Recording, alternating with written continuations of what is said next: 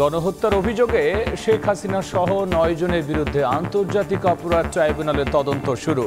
সাবেক deputy speaker টুকু, প্রতিমন্ত্রী পলক ও ছাত্রলীগ নেতা সৈকত 10 দিন করে রিমান্ডে।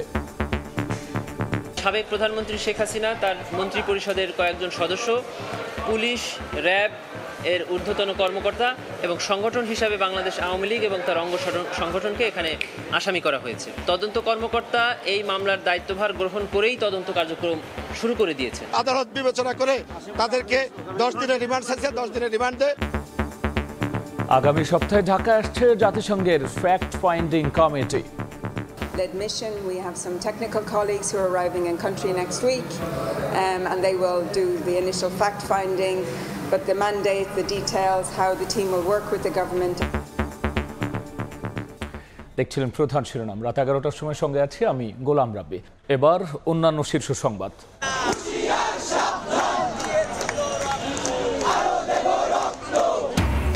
4 দফা দাবিতে বৈষম্য বিরোধী ছাত্র আন্দোলনের গণজমায়েত। হত্যার বিচার নিশ্চিতে মাঠে থাকার ঘোষণা। অবস্থান কর্মসূচি নিয়ে মাঠে বিএনপি, ষড়যন্ত্র প্রতিহতে ডাক। বাড়ছে অন্তর্বর্তীকালীন সরকারের পরিধি, নতুন করে উপদেষ্টা হচ্ছেন আরও 4 জন। কাল বিকেলে বঙ্গভবনে শপথ পাঠ করাবেন রাষ্ট্রপতি। 1 মাস পর আগামী রোববার খুলছে দেশের সব শিক্ষা প্রতিষ্ঠান। 11 সেপ্টেম্বর থেকে শুরু স্থগিত হওয়া এইচএসসি ও সমমান পরীক্ষা, রুটিন প্রকাশ। অবশেষে ওয়াসার এমডি পদ থেকে সরে দাঁড়ালেন তাকসিমে খান। দীর্ঘ 1 যুগের মেয়াদকালে দুর্নীতির প্রমাণ পেলে ব্যবস্থা, জানালেন এলজিআরডি উপদেষ্টা। এবং বাংলাদেশের পরিস্থিতি দ্রুতই স্বাভাবিক হবে। ভারতের স্বাধীনতা দিবসে লালকেল্লার ভাষণে প্রধানমন্ত্রী নরেন্দ্র মোদী। কলকাতার রেড রোডে বিশেষ মার্চ।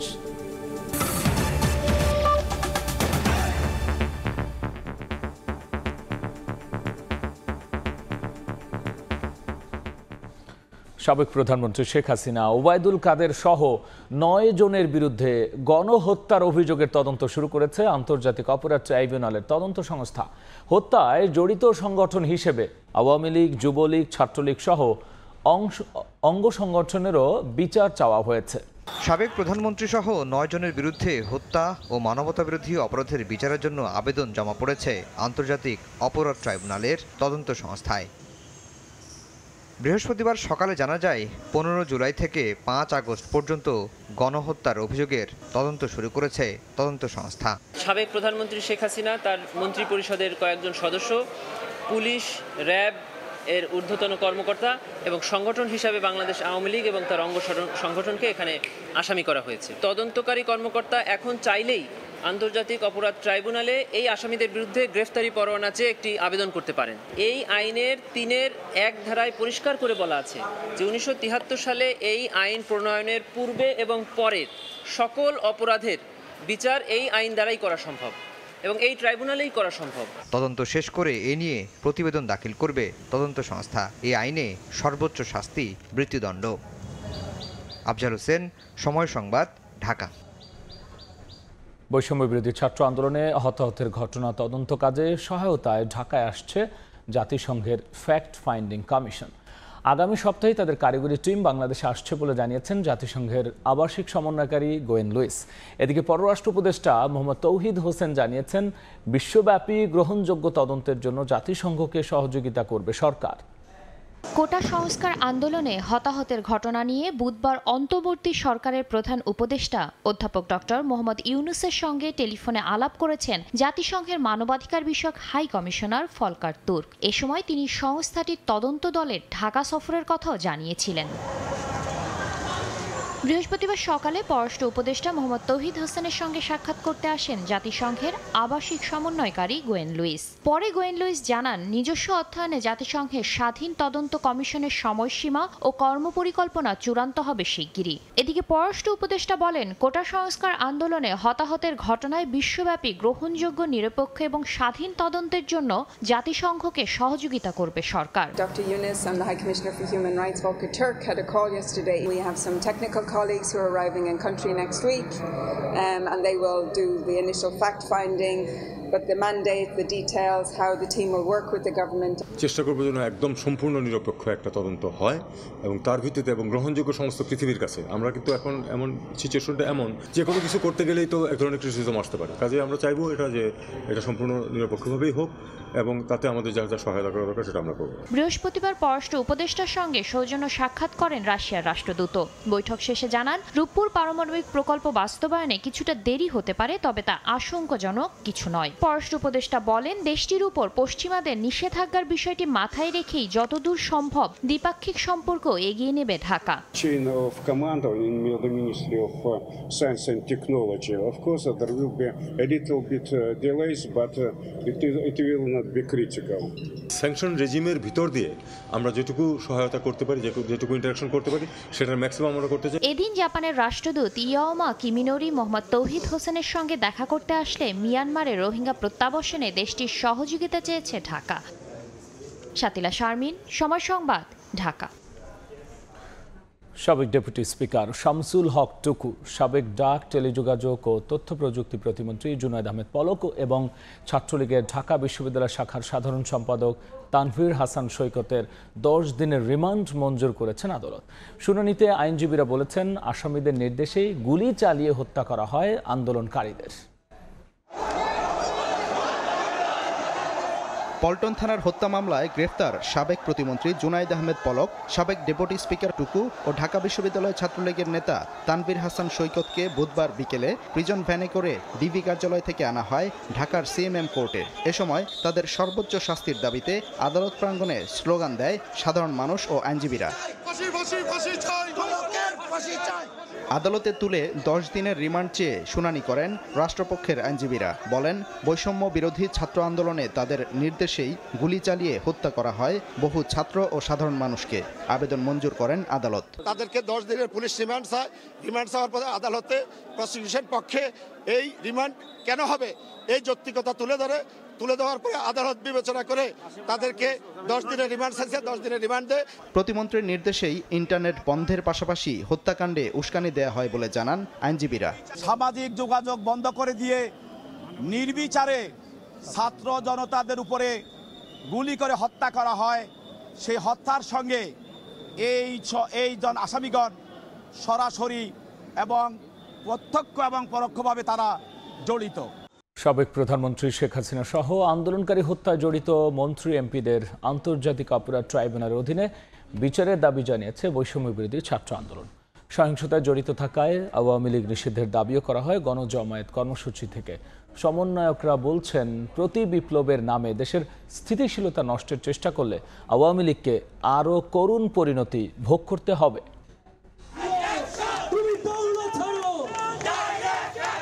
বৈষম্য, ফেসিবাদ আর স্বৈরতন্ত্রের বিরুদ্ধে তারুণ্যের অগ্নিঝরা স্লোগানে মুখরিত রাজধানীর শাহবাগ চত্বর। বৃহস্পতিবার সকাল থেকেই রেজিস্ট্যান্স উইকের অংশ হিসেবে বৈষম্য বিরোধী ছাত্র আন্দোলনের ব্যানারে গণজমায়েতে অংশ নেন শিক্ষার্থীরা।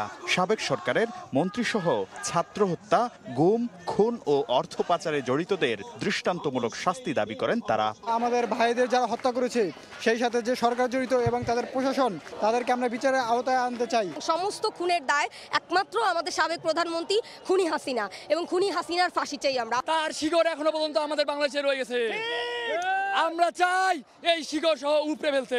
বৈষম্য বিরোধী ছাত্র আন্দোলনে সন্ত্রাসী হামলা সহ নানা সহিংসতায় জড়িত থাকায় আওয়ামী লীগকে নিষিদ্ধ করার দাবি ছাত্র জনতার। আওয়ামী লীগকে আমরা কোনো দল হিসাবে দেখতে চাই না, তাদেরকে নিষিদ্ধ করতে হবে। প্রত্যেকটা নাগরিকের ঘাম ঝরানো ট্যাক্সের টাকা যে তারা বিদেশে পাঠিয়েছে, এই প্রত্যেকটা টাকা তাদের হিসাব দিতে হবে। দেশের নির্বাচন নিয়ে ভারতের হস্তক্ষেপ চেয়ে শেখ হাসিনার পুত্র সজীব ওয়াজেদ জয়ের করা মন্তব্যকে সার্বভৌমত্বের বিরুদ্ধে ষড়যন্ত্র ও রাষ্ট্রদ্রোহিতা বলে মন্তব্য করেন সমন্বয়করা।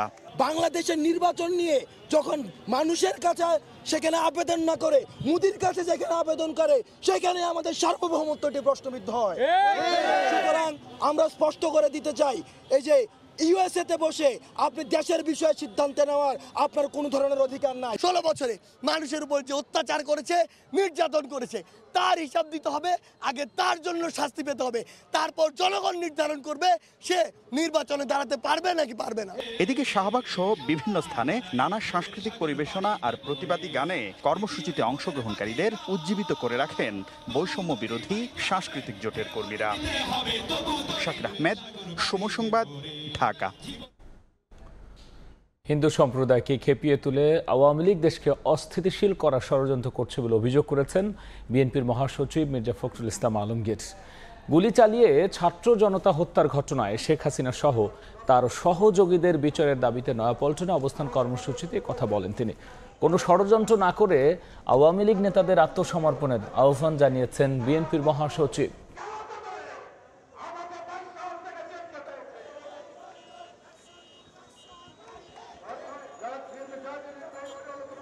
এখনো সময় আছে, আপনারা আর ঝামেলা করেন না। আজকে তো চেষ্টা করেছিলেন যে আপনারা যাবেন 32 নম্বরে গিয়ে ফুল দেবেন, কারো কোনো আপত্তি ছিল না, কিন্তু ছাত্ররা তো হতে দেয়নি, আপনারা তো হতে দেননি। কেন? যে ওই মানুষটাকে আর কেউ দেখতে চায় না। যারা আজকে হিন্দু সম্প্রদায় বলে আপনি তাদেরকে আলাদা করে দিতে চায়, আমরা তাদের সঙ্গে একমত নই। তাদেরকে খেপিয়ে, তাদেরকে দিয়ে আবার ঢাল বানিয়ে আরেকটা কৌশল আবিষ্কার করে কিভাবে এখানে অস্থিতিশীলতা তৈরি করা যাবে সেই চেষ্টা অনেক করছে। আমরা চাই এই সরকার একটু স্বস্তি ফিরিয়ে নিয়ে এসে তারা নির্বাচন দেবে। বাড়ছে অন্তর্বর্তীকালীন সরকারের পরিধি। উপদেষ্টা হিসেবে নতুন করে আরও 4 জন যুক্ত হবেন বলে জানা গেছে। বিকেলে রাষ্ট্রপতির প্রেস উইং জানায় আগামীকাল বিকেল 4টায় বঙ্গভবনের শপথ পাঠ করাবেন রাষ্ট্রপতি মোহাম্মদ শাহাবুদ্দিন। তবে নতুন উপদেষ্টাদের নাম পরিচয় জানায়নি প্রেস উইং। সূত্রের মাধ্যমে পাওয়া তথ্য অনুযায়ী নতুন 4 উপদেষ্টা হতে পারেন ওয়াহিদ উদ্দিন মাহমুদ, আলী ইমাম মজুমদার, অবসরপ্রাপ্ত লেফটেন্যান্ট জেনারেল জাহাঙ্গীর আলম ও ফৌজুল কবির খান। এর আগে 3 দফায় শপথ গ্রহণ করেন অন্তর্বর্তীকালীন সরকারের 17 উপদেষ্টা।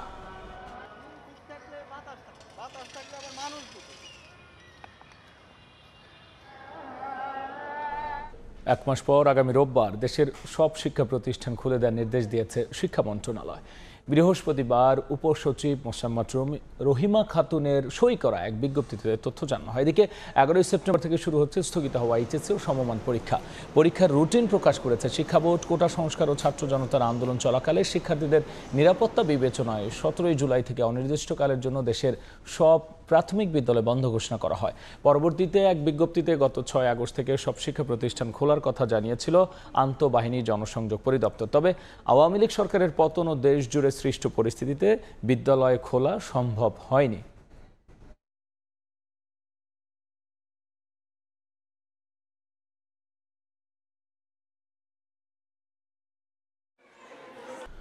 অবশেষে ওয়াসার এমডি পদ থেকে সরে দাঁড়ালেন তাকসিমে খান।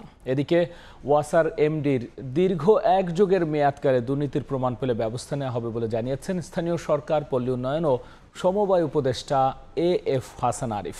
দুপুরে সচিবালয়ে সাংবাদিকদের সঙ্গে মতবিনিময়কালে তিনি আরও বলেছেন, রাজধানী সহ দেশের যেসব স্থানে সিটি কর্পোরেশন ও পৌরসভার মেয়ররা অনুপস্থিত রয়েছেন সেখানে প্রধান নির্বাহী কর্মকর্তাদের দায়িত্ব দিয়ে জনসেবা অব্যাহত রাখা ও প্রশাসনিক কার্যক্রম চলমান রাখতে নির্দেশনা দেওয়া হয়েছে। 2009 সালে ঢাকা ওয়াসার ব্যবস্থাপনা পরিচালক পদে নিয়োগ পেয়েছিলেন তাকসিমে খান। এরপর দফায় দফায় বাড়তে থাকে তার মেয়াদ। সবশেষ গত বছরের আগস্টে 7মবারের মতো একই পদে 3 বছরের চুক্তিভিত্তিক নিয়োগ পান তিনি। আর 1 যুগেরও বেশি সময় ওয়াসার এমডি হিসেবে দুর্নীতি অনিয়মের এক স্বর্গরাজ্য গড়ে তোলেন তাকসিম। গত 5 আগস্ট আওয়ামী লীগ সরকার পতনের পর থেকে তিনি আর অফিসে আসেননি। বৃহস্পতিবার এক আদেশে তার চুক্তিভিত্তিক নিয়োগ বাতিল করা হয়। দুপুরে সচিবালয়ে এলজিআরডি উপদেষ্টা সাংবাদিকদের বলেন, তার বিরুদ্ধে দুর্নীতির অভিযোগ খতিয়ে দেখে নেওয়া হবে ব্যবস্থা। তাকে ঘিরে যে দুর্নীতি চক্র যেটা হয়েছিল, চক্রেতে যারা সক্রিয় আছে বা যারা লুকিয়ে আছে তাদেরকে কি ব্যবস্থার মধ্যে আনা যায় সেটার ব্যাপারে চিন্তা ভাবনা করা হবে এবং পদক্ষেপ নেওয়া হবে আর কি। এদিকে রাজধানী সহ দেশের বিভিন্ন স্থানে সিটি কর্পোরেশন ও পৌরসভার মেয়ররা অনুপস্থিত থাকায় জনসেবা অব্যাহত রাখা ও প্রশাসনিক কার্যক্রম চলমান রাখতে প্রধান নির্বাহী কর্মকর্তাদের দায়িত্ব দেওয়ার কথা জানান উপদেষ্টা। তাদের অনুপস্থিতিতে কার্যকলাপ স্থবির হয়ে আছে, সেটাকে চলমান করার জন্য প্রাথমিকভাবে তো আমরা দায়িত্ব দিয়ে দিয়েছি। মেয়র, চেয়ারম্যান যারা আছেন তাদের কেউ আছেন কেউ নেই, তো সেখানে আমাদের কি সিদ্ধান্ত হবে সেটা তথ্যগুলো পাওয়ার পরে আমরা সিদ্ধান্ত নেব যে সেখানে কিভাবে আমরা এই পরিস্থিতিটা মোকাবিলা করব। ডেঙ্গুর প্রোগ্রাম চলমানই আছে, যেখানে তো ফান্ডের দরকার ছিল, মানে যা যা করণীয় সেগুলো তারা আবার নতুন করে চালু করবে। জন্ম ও মৃত্যু নিবন্ধন কার্যক্রম স্বাভাবিক রাখতেও নির্দেশনা দেওয়ার কথা জানান এলজিআইডি উপদেষ্টা। ইউনিয়ন পর্যায় পর্যন্ত এই জন্ম ডেথ সার্টিফিকেট এবং বার্থ সার্টিফিকেট দেওয়ার ব্যবস্থা হয়েছে। প্রসূন আশিস, সময় সংবাদ, ঢাকা।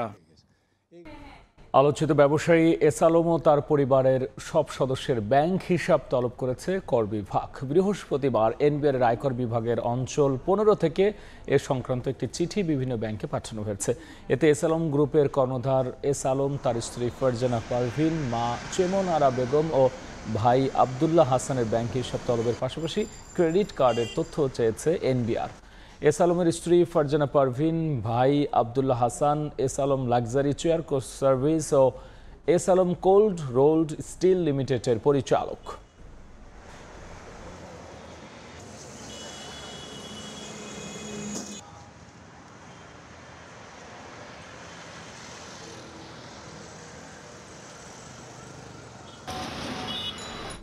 সাবেক স্বরাষ্ট্রমন্ত্রী আসাদুজ্জামান খান কামাল ও তার 6 সহযোগীর বিরুদ্ধে ঘুষ বাণিজ্যের অভিযোগে অনুসন্ধানে নেমেছে দুদক। অভিযোগ রয়েছে আসাদুজ্জামান খান কামাল ও তার সিন্ডিকেট নিয়োগ বাণিজ্য, বদলি বাণিজ্য করতেন, আর সেই টাকা বস্তায় করে পৌঁছে যেত সাবেক ওই মন্ত্রীর বাসায়। একসময় ছিলেন আওয়ামী লীগ সরকারের সবচেয়ে প্রভাবশালী মন্ত্রীদের একজন। দোর্দণ্ড প্রতাপে নিয়ন্ত্রণ করতেন মাঠ প্রশাসন, গড়ে তোলেন নিয়োগ বাণিজ্য, বদলি বাণিজ্য সহ অপরাধ সিন্ডিকেট। এমন অভিযোগে এবার সাবেক স্বরাষ্ট্রমন্ত্রী আসাদুজ্জামান খান কামালের বিরুদ্ধে অনুসন্ধানে দুর্নীতি দমন কমিশন। বৃহস্পতিবার সংস্থাটির উপপরিচালক জাহাঙ্গীর আলমের নেতৃত্বে আসাদুজ্জামান খান কামালের দুর্নীতি অনুসন্ধানে একটি টিম গঠন করা হয়। অভিযোগে বলা হয়েছে, স্বরাষ্ট্র মন্ত্রণালয়ের সাবেক অতিরিক্ত সচিব ডক্টর হারুনুর রশিদ বিশ্বাসের নেতৃত্বে সিন্ডিকেট গড়ে তোলেন কামাল। এই সিন্ডিকেটের সদস্য ছিলেন যুগ্ম সচিব ধনঞ্জয় কুমার দাস, মন্ত্রীর সহকারী একান্ত সচিব মনির হোসেন, জনসংযোগ কর্মকর্তা শরীফ মাহমুদ অপু, প্রশাসনিক কর্মকর্তা মোল্লা ইব্রাহিম হোসেন। অভিযোগ রয়েছে, এই সিন্ডিকেট জেলায় পুলিশ সুপার নিয়োগে 80 থেকে 2 কোটি টাকা এবং পদায়নে 1 থেকে 3 কোটি টাকা পর্যন্ত নিত। তাদের আশীর্বাদ ছাড়া পুলিশের কেউ কোনো জেলায় বা গুরুত্বপূর্ণ পদে পদায়ন পেতেন না। এছাড়া ফায়ার সার্ভিসের নিয়োগের জন্য জনপ্রতি 8 থেকে 12 লাখ টাকা নিতেন কামাল হারুন সিন্ডিকেট, আর এসব টাকা বস্তায় বা ব্যাগে পৌঁছে যেত আসাদুজ্জামান খান কামালের বাসায়। এই টাকা ঝুঁকি এড়াতে বিদেশে পাচার করা হতো বলেও অভিযোগে উল্লেখ করা হয়। মাইনুল আহসান, সময় সংবাদ, ঢাকা। ভোক্তারা যেভাবে চাইবে বাজার সেভাবেই চলবে। ক্রেতাকে জিম্মি করা সিন্ডিকেট দূর করতে বাজারে বাজারে এমন প্রচারণায় চালাচ্ছে জাতীয় ভোক্তা অধিকার সংরক্ষণ অধিদপ্তর। আর ক্রেতারা বলছেন, নিজেরা সচেতন হলে অনেকটাই স্বস্তি ফিরবে নিত্যপণ্যের বাজারে।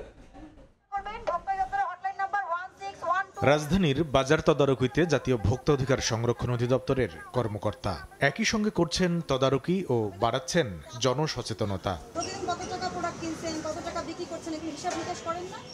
এক দোকানে মিলল মেয়াদ উত্তীর্ণ কেক রুটি, অন্য বেকারিতে পাওয়া গেল না মানসম্পন্ন পণ্যের নিশ্চয়তা দেয়া বিএসটিআই এর সনদ।